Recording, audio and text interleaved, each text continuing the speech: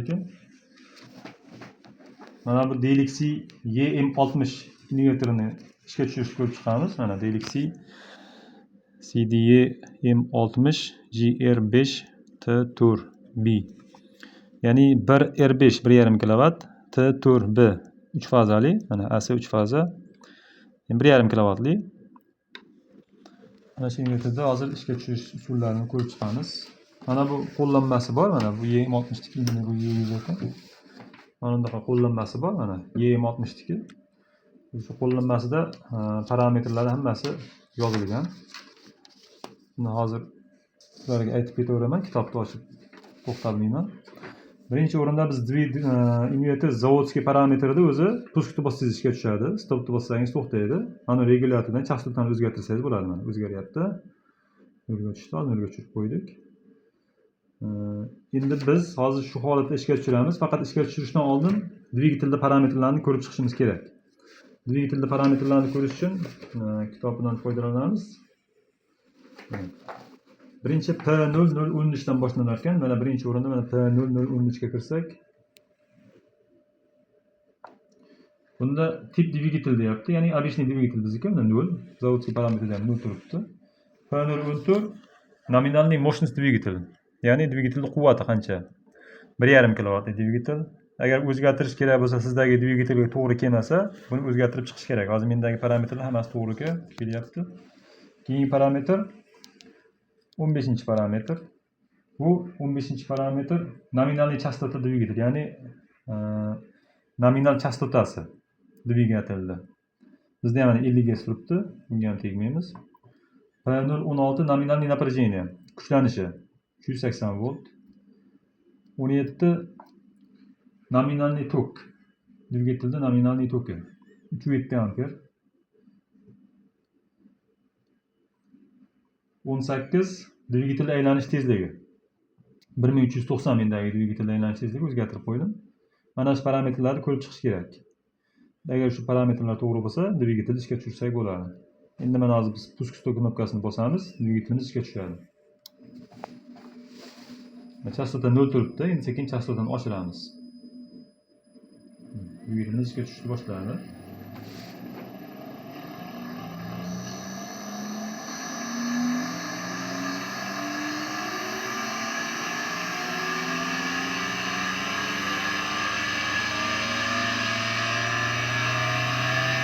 Geçti.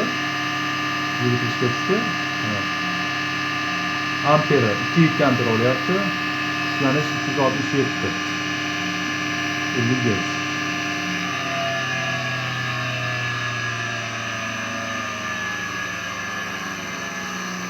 Endi hozir biz bu to'xtagandan keyin dvigatelda pusk stop knopka o'zidagi pusk stopdan emas, mana bunday knopka orqali ishga tushiramiz.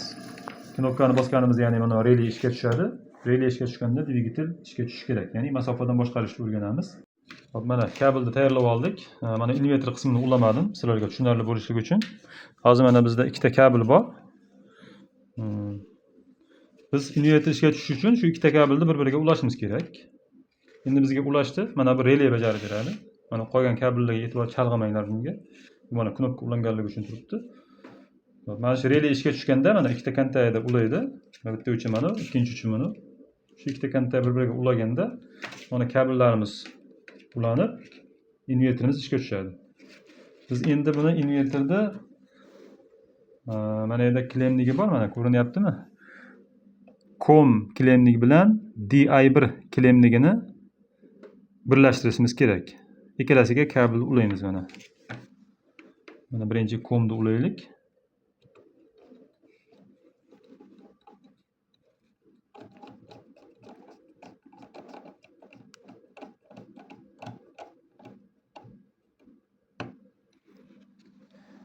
Endi DI1 klemligiga ulaymiz. DI1.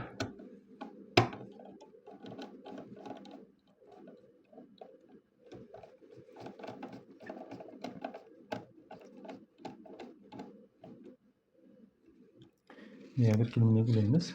Endi nastroykasidan o'zgartirib qo'yishimiz kerak. Ya'ni biz o'zgartirishimiz kerak bo'lgan parametr P003 P003 parametrini zavodskiy parametr 0 da turibdi. Ya'ni mana pusk stop orqali boshqarishda turibdi. Biz buni 1 ga o'zgartirib qo'yamiz. 1 ga o'zgartirsak, bu klemli upravlение yoki klemmalar orqali boshqarishga o'zgaradi. Endi mana puskni bossak ishlamaydi mana. Puskni bossak ishlamaydi. Endi knopka orqali ishlaydi. Endi biz mana knopkani bosamiz, relay ishga tushadi. Dvigatel ishga tushdi mana.